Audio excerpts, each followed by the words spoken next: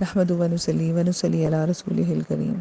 فاما بعد اعوذ باللہ من الشیطان الرجیم بسم اللہ الرحمن الرحیم۔ اللہ تعالیٰ کے فضل و کرم سے آج ہم سورۃ شعراء کا رکوع نمبر 3 اس کا ترجمہ اور اہم نکات کی تفسیر کریں گے۔ رکوع آیت نمبر 34۔ بسم اللہ الرحمن الرحیم۔ قال للملائ حولہ ان ھذا لساحر علیم۔ فرعون نے اپنے ارد گرد بیٹھے ہوئے سرداروں سے کہا، بلا شبہ یہ بڑا دانا جادوگر ہے، یہ چاہتا ہے کہ تمہیں اپنے جادو کے زور سے تمہارے ملک سے باہر نکال دے، بس تم اب اس کے بارے میں کیا رائے دیتے ہو؟ اب فرعون نے جو ہے اپنے ماہر جادوگر جو تھے، جب ان کو دیکھا کہ وہ تو اس جادو کا مقابلہ نہیں کر پا رہے، تو پھر وہ آپ پر ماہر جادوگر ہونے کا الزام لگاتا ہے اور اپنے درباریوں کو بھڑکانے کے لیے کہتا ہے کہ نبوت کا ڈھونگ رچا کر یہ اپنا تسلط جمانا چاہتا ہے، یہ اقتدار کا بھوکا ہے، کیونکہ جب آپ حقیقت اور دلائل سے کسی بات کو رد نہیں کر سکتے تو پھر آپ الزام تراشوں پہ اتر آتے ہیں، اور پھر اقتدار کے حصول کا الزام لگا کر اس نے یہ اپنے درباریوں کو کہنا چاہا، ان کی توجہ اصل نقطے سے ہٹانے کے لیے، کہ یہ تو تخت و تاج کا بھوکا ہے، اور کیا تم چاہتے ہو کہ آرام سے یہ جو حکومت ہے اس کو دے دی جائے، اور کل جو لوگ جن پہ ہم حکومت کرتے تھے تو وہ بولے کہ تو اسے اور اس کے بھائی ہارون کو حکم سزا سنانے کو مؤخر کر دے، اور تمام شہروں میں جادوگروں کو بلانے کے لیے ہر کارے بھیج دے، اور تیرے پاس ہر بڑے ماہر فن جادوگر کو لے آئیں۔ بس سارے جادوگر مقررہ دن کے مہینہ وقت پر جمع کر لیے گئے، اور فرعون کی طرف سے لوگوں کو کہا گیا کہ تم اس موقع پر جمع ہونے والے ہو تاکہ ہم جادوگروں کے دین کی پیروی کر سکیں اگر وہ موسیٰ اور ہارون پر غالب آ گئے۔ ہر جو ہے ساحران مصر جو تھے، ان کو جو اپنے فن پہ ان کو بڑا ناز تھا، اور جو بڑا وہ چاہتے تھے کہ ٹھیک ہے ہم اس جادو کا مقابلہ کریں گے اور ہم دیکھیں گے، ان سب کو جمع کر لیا، اور یہ کہا کہ ٹھیک ہے جب یہ موسیٰ کو ہرا دیں گے جادو میں، اس کو یقین تھا کہ جادو کر رہے جادو میں ہرا دیں گے، اور تو پھر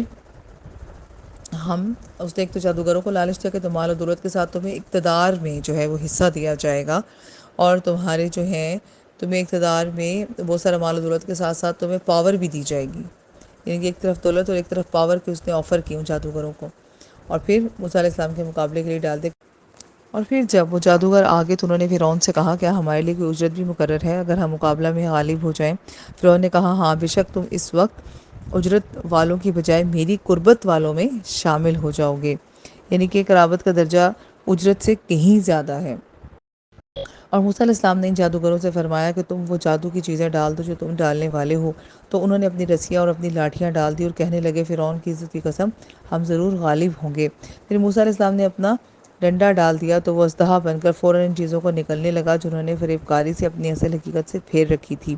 بس سارے جادوگر سجدے میں گرتے ہوئے گر پڑے اور کہنے لگے ہم سارے جہانوں کے پروردگار پر ایمان لے آئے جو موسیٰ اور ہارون کا علیہ السلام کا رب ہے۔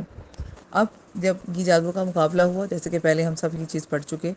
کہ جب یہ جادو کا مقابلہ ہوا تو جادوگر ہار گئے، موسیٰ علیہ السلام کے جو معجزات اللہ تعالیٰ نے ان کو عطا کیے تھے انہوں نے ان کی جادو کو ہرا دیا، اور ان پر اللہ تعالیٰ کی صداقت جو ہے وہ روشن ہوگی، اور جب روشن ہوگی تو پھر انہوں نے ایک دم سے ایمان کی اس روشنی کو ایکسیپٹ کر لیا۔ پھر فرعون نے کہا تم اس پر ایمان لے آئے ہو قبل اس کے کہ وہ تمہیں اجازت دیتا، بے شک یہ موسیٰ ہی تمہارا بڑا استاد ہے جس نے تمہیں جادو سکھایا ہے، تم جلد ہی اپنے انجام تمہیں معلوم کر لو گے، وہ ضرور ہی ضرور تمہارے ہاتھ اور تمہارے پاؤں الٹی طرف سے کاٹ ڈالوں گا اور تم سب کو یقیناً سولی پر چڑھا دوں گا۔ اب یہاں پر جب فرعون کو پھر اپنی شکست ہوتی ہوئی معلوم ہوئی، اتنے بڑے مجمع میں جادوگروں نے اسلام قبول کر لیا، سجدہ گیز ہو گئے، تو اس نے پھر اپنا پہلو بدلا اور کہا کہ یہ کہ یقیناً تم اس کے ساتھ ملے ہوئے ہو، تمہاری ملی بھگت ہے اور یہ تمہارا استاد ہے اور تم اس کے چیلے ہو، جس کی وجہ سے تم نے سب یہ ڈرامہ کیا ہے ہمارے سامنے، اور ان کو دھمکی دینے لگ گیا کہ تمہیں جو ہے میں جو ہے سزا دوں گا۔ اب فرعون کے لیے بھی بڑی شرمندگی کی بات ہے کہ مصر کے گوشہ گوشہ سے سمٹ کر آنے والے ہزاروں لوگوں نے سارا منظر اپنی آنکھوں سے دیکھا، اور ملک کے مایہ ناز جو ہے وہ جادوگر وہ مقابلے پر آئے ہوئے ہیں، اور ایک جمع غفیر ہے اور غلام قوم کے دو آدمیوں کا مقابلہ کرنے کے لیے اکٹھے ہوا ہے، اور اپنے آبائی دین کو بچانے کے لیے فرعون کے لرزتے ہوئے تخت کو سہارا دینے کے لیے اپنی قومی حکومت کو نئے ابھرتے ہوئے خطرہ سے محفوظ رکھنے کے لیے کون سا جتن ہوگا جو انہوں نے نہیں کیا ہوگا، لیکن موسیٰ علیہ السلام کے ایک ڈنڈے نے اژدہا بن کر ان کے سارے نشے ہرن کر دیے،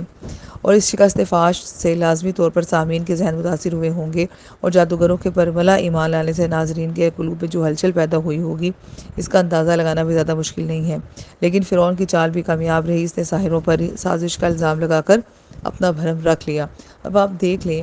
کہ جب بھی حق اور باطل کا مقابلہ ہوتا ہے، اسی طرح سے جھوٹے الزامات، الزام تراشیاں، کردار کشی اور سازش اور میلی بھگت اور اس طرح کی الزام جو ہے وہ لگائے جاتے ہیں۔ پھر انہوں نے جب سزا دی گئی جادوگروں کو تو انہوں نے بھی بڑی خوشی سے اس سزا کو جو ہے وہ قبول کر لیا، لیکن اس کو فرعون کو کچھ عبرت حاصل نہیں ہوئی۔ اور اسی طرح پہلے اس طرح آنکھیں اس کی بند تھی فرعون کی، وہ بندگی کرتے آ رہے تھے، اسی طرح سے جو عوام فرعون کی بندگی کرتی آ رہی تھی تو آنکھیں جو ہیں وہ اس کی بند تھی، فرعون کی بھی اور ان سب کی بھی، کہ انہوں نے کوئی اسلام قبول نہیں کیا، بلکہ اللہ تعالیٰ جو ہے سورۃ یونس میں فرماتے ہیں کہ اس حالت میں کئی سال گزر گئے، بنی اسرائیل پر ان کی سختی میں مزید اضافہ ہوتا چلا گیا اور ان کے خلاف ان کا رویہ دن بدن شدت اختیار کرتا گیا، اور بنی اسرائیل نے عذرائے شکایت حضرت موسیٰ علیہ السلام سے کہا کہ اے حضرت موسیٰ، کہ اس سے پہلے بھی ہم پہ سختی تھی اور آپ کے آنے کے بعد مزید سختی ہوگی۔ پھر موسیٰ علیہ السلام نے فرعون اور اس کی قوم کو راہ ہدایت میں لانے کے لیے بڑی کوششیں کی، کئی معجزات دکھائے جن کا ذکر تفصیلاً سورۃ الاعراف میں گزر چکا ہے، لیکن وہ اپنی ضد پر اڑا رہا، اور جب پانی سر سے گزر گیا، ظلم ستم کی انتہا ہو گئی، تو اللہ تعالیٰ نے حضرت موسیٰ علیہ السلام کو راتوں رات ہجرت کرنے کا حکم دیا، اور انہوں نے کہا اس میں کوئی نقصان نہیں، بے شک ہم نے اپنے رب کی طرف پلٹنے والے ہیں، ہم کبھی امید رکھتے ہیں کہ ہمارا رب ہماری خطائیں معاف فرما دے گا، اس وجہ سے کہ اب ہم ہی سب سے پہلے ایمان لانے والے ہیں۔ اور یہاں تک آیت نمبر 51 تک تیسرا رکوع ختم ہوا۔ وآخر دعوانا الحمدللہ رب العالمین، والسلام علیکم ورحمۃ اللہ وبرکاتہ۔